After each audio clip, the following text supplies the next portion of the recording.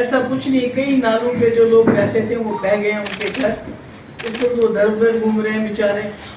मैं यहाँ काफ़ी जगह गई, उसके बाद में सुंदरवार साइड में भी गई, वहाँ तो ऊपर से लैंडस्लाइड आ गया है, वहाँ भी लोगों को बड़ा नुकसान हो गया है। वहाँ जो गुजर बरादरी के उनकी गाय भैंस लोन लेके जो लिया था वो भी तबाह हो गया, उसके बाद में अरसपुरा चली गई। वहाँ तो लोगों के खेत कोई 2000 एकड़ ज़मीन उनकी तबाह हो गई है, जिसमें पानी आ गया है। वहाँ सड़क टूट गई है जिसका जोड़ना इमीडिएटली बहुत ज़रूरी है, क्योंकि उनका बिल्कुल वहाँ 2-3 जगह सड़क कट गई है, पूरा रास्ता ख़त्म हो गया है। और ऊपर से बैंक जो है वो अपने लोन की जो लोन लिए हैं फार्मर्स ने उसके लिए आते हैं। तो ये सारी प्रॉब्लम्स इस वक्त हो रही है, लोगों के घरों में पानी चला गया है, लोगों के पास रहने के लिए जगह नहीं है। और स्मार्ट सिटी का क्या हाल है, मेरे ख्याल में आप मेरे से ज़्यादा आप लोग जानते होंगे उसकी क्या तबाही हुई है। तो मेरा ये कहने का मकसद है कि एक तो इसका इमीडिएट असेसमेंट करना चाहिए, और एक तो जो इंफ्रास्ट्रक्चर हमारा ख़राब हो गया है, जिसमें स्कूल है, हमारे पुल हैं, जो पुल अब बने थे वो टूट गए, जो आज से 50 साल 60 साल पहले बने हैं वो खड़े के खड़े हैं। ये भी देखने की ज़रूरत है कि इसमें क्या हुआ है, इसमें सीमेंट के बदले कहीं खाली रेत तो नहीं लगाई गई है, तो देखने की ज़रूरत है। और जब घर में असेसमेंट, क्योंकि हमें एक्सपीरियंस है 2014 जब कश्मीर में फ्लड आए थे तो मुफ्ती साहब को बड़ा चैलेंज था, आते ही इसी तरह तबाही हुई थी जो आज तबाही यहाँ पर है। तो हमने जब असेसमेंट उससे पहले करवाई थी तो क्या होता था, जो घर टूट गया है तो उसको लिखते थे फुली डैमेज, जिस घर में पानी गया बोलते थे नहीं ये डैमेज नहीं है। मगर ऐसा आज ऐसा नहीं होना चाहिए, क्योंकि जिस घर के अंदर पानी चला गया वो ज़िंदगी भर के लिए रहने के लायक नहीं है। एक बार मकान में पानी चला जाए, मकान में पानी ठहर जाए तो वो ख़तरनाक हो जाता है उस मालिक मकान को, उसको तोड़ के नया बनाना। इसलिए मेरी सरकार से गुजारिश है, जब आप असेसमेंट करें तो ये फुल्ली और पार्शली डैमेज ना करें। फुल्ली डैमेज जिनके मकान खड़े भी हैं, दीवारें खड़ी हैं या मकान खड़ा है, उनको पूरा मुआवजा मिलना चाहिए। इसी तरह जो नाले हैं, या तो आप गरीब लोगों को कहीं जगह दे दीजिए, दूसरी बसाइए, चाहे वह तवी का नाला है चाहे दूसरे नाले हैं जहाँ पर ये लोग गरीब लोग रह रहे थे, जिनके मकान बह गए हैं, या तो उनको अल्टरनेट ज़मीन दे दीजिए जहाँ वो अपने छोटे छोटे घर बना सके। अगर वो नहीं कर सकते तो फिर इनसे नालों के हम बंड बना लीजिए ताकि उनकी सेफ्टी हो जाए। वो भी नहीं कर रहे आप। अभी हम यहाँ से गए थे इधर गुरकुल साइड में, बंद तालाब साइड में, तो वहाँ तो पूरी पहाड़ी नीचे आई है। तो मेरा ये कहने का मकसद है कि ये बीजेपी के एमएलएस के लिए चैलेंज है।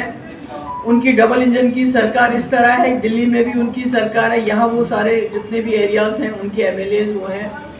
यहाँ की गवर्नमेंट के लिए भी जो बनी है यूटी गवर्नमेंट, उनके लिए भी चैलेंज है कि वो दिल्ली की सरकार को इस चीज़ के लिए आमादा करे कि जिस तरह 2014-2015 में जब मुफ्ती साहब की सरकार थी, जो रिकन्स्ट्रक्शन का प्रोग्राम हमने किया था, एशियन डेवलपमेंट बैंक से भी लोन लिया था, मरकज़ ने भी मदद की थी, तो हमने जिनके घर टूटे थे, बर्बाद हुए थे, वो बसाए। जो ट्रेडर्स थे उनको हमने जो है लोन सबवर्शन, इंटरेस्ट सबवर्शन का प्लान दिया था। इसी तरह से कोशिश की हमने कि जो जो इफेक्टेड है उनकी मदद हो जाए। किसानों के लिए भी जो कर सकते कर लिया। आज भी मुझे लगता है उसी तरह के पैकेज की ज़रूरत है, गवर्नमेंट ऑफ इंडिया को देना चाहिए और खुल के देना चाहिए, ताकि जो चिनाब वैली है वो तबाही में है, पीर पंचाल तबाही में, और जम्मू की तो उससे भी ज़्यादा। कोई इंसान फैसला नहीं कर पाता है कि लैंडस्लाइड से ज़्यादा तबाही हुई है, पानी से ज़्यादा तबाही हुई है जो दरियाओं का है, या क्लाउड बर्स्ट से सब बर्बादी हो गई है इस वक्त। तो मुझे लगता है ये नया जम्मू प्रोविंस बनाना है। इसके लिए बीजेपी के एमएलएस को, जिनको बोरियां भर भर के यहाँ से वोट मिला है, उनको इसमें इंटरेस्ट लेना पड़ेगा और गवर्नमेंट ऑफ इंडिया के पास जाके उनको बताना पड़ेगा कि जम्मू पूरी तरह से तबाह हो गया है, इसको दोबारा बसाना है। तो इसके लिए अच्छा पैकेज मिले और मेडिकल टीम्स जानी चाहिए, क्योंकि अब पानी चूँकि ठहर चुका है। मैंने देखा, यहाँ मैं गई थी बंद तालाब और गुजर नगर ऊपर ही जा सके हम, नीचे हमारी गाड़ी गई नहीं। तो वहाँ घरों के अंदर इतना कीचड़ मिट्टी, अब तो वहाँ बीमारियाँ फैलेंगी। उसका कोई ना कोई सदुपयोग करना है। एक तो मेडिकल टीम जानी चाहिए, दवाइयाँ देनी चाहिए, डिसइंफेक्टेंट होने चाहिए। और जो लोग घरों से बेघर हो गए, जिनके घर बिल्कुल टूट गए, जैसे सुनवा में गई, उनको तो गवर्नमेंट ने टेंट भी नहीं दिया है रहने के लिए, या जो बाकी जाए पुरखू गए या बाकी जगहों के गए, तो लोगों के मकान टूटे फूटे, तो ये कहाँ जाए।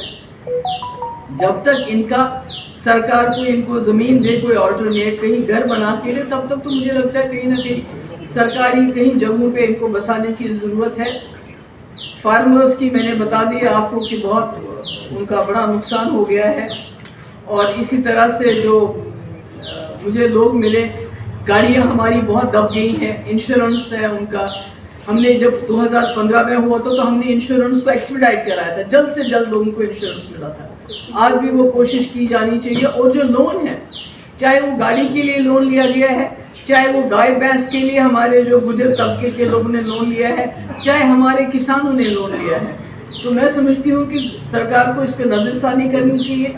एक तो बैंक वालों को फिलहाल 2-3 महीने इन लोगों के दरवाजे खटखटाना बंद करना चाहिए और कोई तरीक़ेकार निकालना चाहिए कि इस लोन में किस तरह से इनकी मदद की जाए। अगर वेव ऑफ हो तो सबसे अच्छी बात है, अगर वेव ऑफ ना कर सके तो कम से कम जो इस पर सूद है, जो इंटरेस्ट है, उसको वेव ऑफ किया जाना चाहिए, ताकि इनका जो है इनकी मदद हो जाए। ये तो है कि क्या क्या होना चाहिए इस वक्त जो सरकार को करना चाहिए इमीडिएटली, क्योंकि बहुत तबाही हुई है, बहुत बर्बादी हुई है।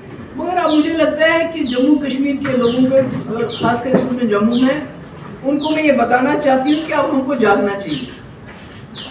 देखिए, जितनी भी सरकारें इस वक्त आती हैं जाती हैं, खासकर जो इस वक्त सरकार दिल्ली में है, उन्होंने हमारे जंगल, हमारे पहाड़, हमारे दरिया, हमारे नाले, मूंगफली के दाम ठेकेदारों के हवाले कर दिए।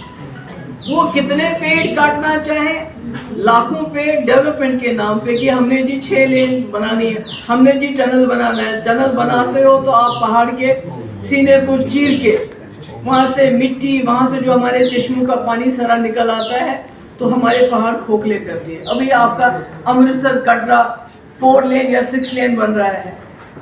तो ये समझते हैं, लोगों को अकल नहीं है। ये जो हमारे देवी देवता जिन्होंने जंगलों में ऊपर जाके अपना घर बनाया है एकांत में, तो आप जो ये दर्शन के मजहबी जो हमारे जो मंदिर है, ये मंदिर है पूजा के लिए, इसके लिए 3 महीने 4 महीने कोई प्लानिंग करे फिर चला जाए। आपने इसको पिकनिक स्पॉट बनाया हुआ है। आप देखिए, 4 धाम में आपने इतनी सड़कें बनाई, उत्तराखंड हो, वहाँ से जो भी एरिया हो, कि आज 2 धाम आपके बंद हो गए हैं। क्यों? क्योंकि ठेकेदारों के लिए आपने जो है जंगलों के सीने चीरने हैं। अभी ये जो अमृतसर और कटरा रोड बन रहा है, इसमें भी लाखों पेड़ कटने हैं। आपने वहाँ की रोजी रोटी जो है कटरा के, उनके पेट पे लात मार के आप कहते हैं लिफ्ट चेयर लेंगे, उसमें भी बहुत सारे पेड़ कटेंगे, बहुत तबाही बर्बादी होगी। तो मुझे लगता है आज तक हम लोग यहाँ के नागरिक नहीं जागेंगे और लोगों का हाथ नहीं रोकेंगे, क्योंकि सुप्रीम कोर्ट, जो ग्रीन ट्राइब्यूनल, वो भी इनको रोक नहीं पाते हैं। अभी देखिए, हमारे दरियाओं में, लाओं, जो हमारे नाले हैं, उनमें से कितनी माइनिंग हो रही है। और माइनिंग कौन करते हैं? बाहर के ठेकेदार। वो इतनी बड़ी बड़ी मशीनें लगाई उन्होंने, जहाँ पर 1 मीटर जाना चाहिए वहाँ 5 मीटर जान रहे हैं, यानी हमारे दरियाओं को वो खोखला कर रहे हैं। ये नाले हैं, उनमें से कितनी माइनिंग हो रही है। और माइनिंग कौन करते हैं? बाहर के ठेकेदार। वो इतनी बड़ी बड़ी मशीनें लगाई उन्होंने, जहाँ पर 1 मीटर जाना चाहिए वहाँ 5 मीटर जान रहे हैं, यानी हमारे दरियाओं को वो खोखला कर रहे हैं। ये एनवायरनमेंट डिजास्टर है। इस बार मॉनसून आया तो इतनी तबाही मचाई, हम सोचते अगले साल कुछ नहीं होगा। नहीं, ये जो क्लाउड बर्स्ट है, लैंडस्लाइड्स हैं, ये जो दरियाओं के बीच में इतना पानी आ रहा है, ये रुकेगा नहीं अब, क्योंकि हमने खुद अपने एनवायरनमेंट के साथ छेड़छाड़ इतनी ज़्यादा की है कि आज हम खुद तो बर्बाद हो गए, जो हमारी आने वाली नस्लें हैं उनके लिए हम तबाही छोड़ के जा रहे हैं। जब तक, मैं समझती हूँ, लोग खुद नहीं जागेंगे, जब तक हम बात नहीं करेंगे। मैं तो कहती हूँ सुप्रीम कोर्ट को 100 मोटर नोटिस लेना चाहिए, क्योंकि ये सारा हिमालय रीजन जो है, ये बहुत ही ज़्यादा डेलिकेट है, बहुत सेंसिटिव है। चाहे उत्तराखंड हो, हिमाचल हो, आज पंजाब भी बर्बाद हो गया है बारिश से, पानी से, दरियाओं से, और जम्मू कश्मीर है। इसमें उनको 100 मोटर नोटिस लेना चाहिए। और ये जो बर्बादी है डेवलपमेंट के नाम पे, ये जो ठेकेदारी, ये तो सरकार वो कहते थे कि प्राइवेट लोगों को काम करने दो, सरकार का उसमें कोई दखल नहीं है। तो आप में तो ठेकेदार, आपकी जेब में सारा पैसा सरकार की जेब में जाता है। बड़े बड़े प्रोजेक्ट जहाँ ज़रूरत भी नहीं है वहाँ भी 6 लेन बनाओ, वहाँ भी टनल बनाओ। जहाँ टनल की ज़रूरत है, अगर आप मुगल रोड पे टनल बनाएंगे तो ये जो नेशनल हाईवे हमारी है जो रोज़ बंद होती है, इसका दबाव कम हो जाएगा। वो नहीं करते। समथन पे टनल नहीं बनाते हैं जहाँ से आपका दबाव कम हो जाएगा, मगर छोटी दर्जनों टनलें बनाते हैं, जिसकी वजह से हमारी बिल्कुल तबाही, क्योंकि उसमें पैसा मिल रहा है।